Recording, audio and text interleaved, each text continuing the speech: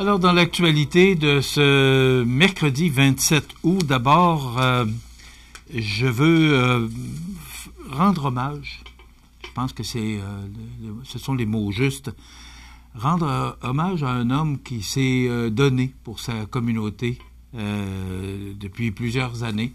J'attendais à savoir, est-ce que la famille allait faire parvenir un communiqué de presse, parce que c'est un homme qui a été extrêmement impliqué dans sa région. Mais non, j'ai reçu l'avis de décès hier, donc j'attendais ce moment pour prendre quelques minutes pour rendre hommage d'abord à un ami. Parce que Marc Couillard était un ami personnel depuis que je suis revenu à Montmagny. Vous savez, malheureusement, il faut attendre que les gens nous quittent pour leur rendre hommage. Et Marc aurait mérité bien des hommages parce qu'il s'est grandement impliqué dans sa communauté. Il a été pendant plusieurs années directeur général de Promutuelle Assurance Montmagny-Lillet. Il a travaillé fort pour monter cette entreprise-là qui est devenue ce qu'elle est aujourd'hui, parce qu'il a été à la barre de Promutuelle Assurance Montmagny-Lillet pendant plusieurs années. Malheureusement, j'ai pas les dates, mais quand même, je tenais à faire ce que je fais aujourd'hui parce que Marc Couillard, pour moi, ça a été un ami, mais aussi un homme extrêmement impliqué dans sa région.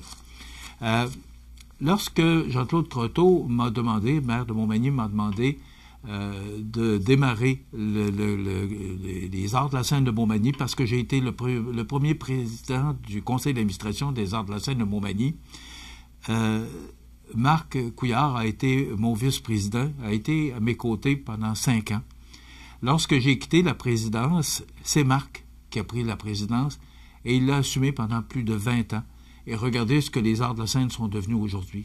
Donc, Marc Couillard, Christian Noël, Cynthia Lamontagne, ces gens-là ont contribué à faire de la Corporation des Arts de la Seine de Montmagny ce qu'elle est aujourd'hui.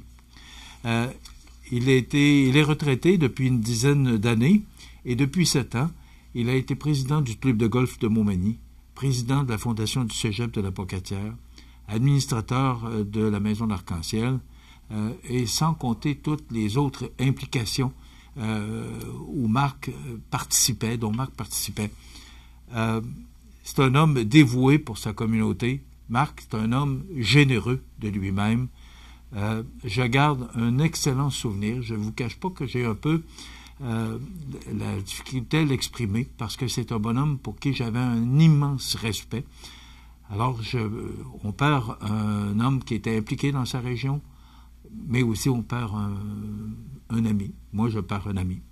Alors, je voulais lui prendre quelques minutes pour rendre hommage à cet homme qui a travaillé fort pour sa communauté, qui croyait en sa région, et il l'a démontré et il l'a prouvé. Salut Marc, puis merci pour tout ce que tu as fait pour ta communauté.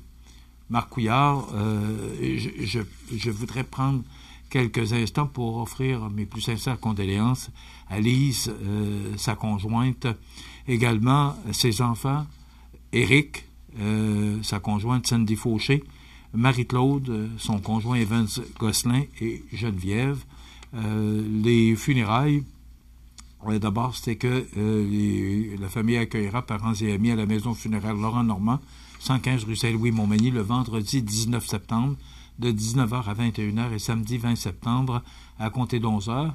Une célébration hommage aura lieu par la suite à 14h en l'église Saint-Mathieu de Montmagny. Les cendres seront déposées au cimetière de Cap-Saint-Ignace. Voilà, c'est pour moi très important de rendre hommage à cet homme qui s'est beaucoup dévoué pour sa région. Salut Marc. Dans l'actualité maintenant, c'est un SOS pour notre télé qu'a lancé Pierre-Carl Pelado, et c'est pas le premier.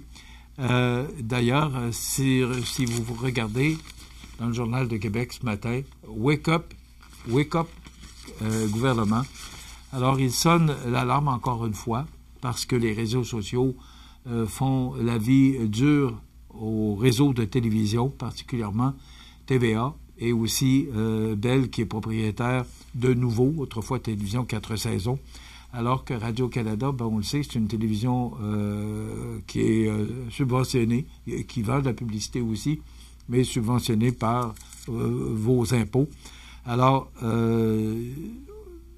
il a fait la présentation de la programmation pour la prochaine saison et il a profité devant son auditoire pour démontrer des chiffres où la situation est vraiment difficile et que je peux comprendre alarmante pour les réseaux de télévision privés. Je ne vous cache pas qu'on ne fait pas exception, nous, à CMA TV, parce que les temps sont difficiles pour la télévision et pour les médias. Tous les médias ont vécu des temps extrêmement difficiles et je pense que les gens doivent prendre conscience de l'importance de leurs médias, que ce soit nous, le journal Loi Blanche, la radio Siki, ou encore ces gros réseaux de télévision-là.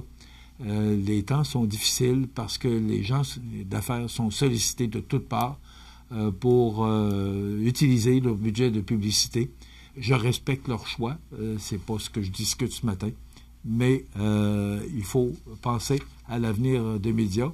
On est là ce matin, on vous informe, mais si demain matin on n'était plus là, vous allez avoir l'information locale et régionale où. C'est ça, et c'est à ça qu'il faut penser.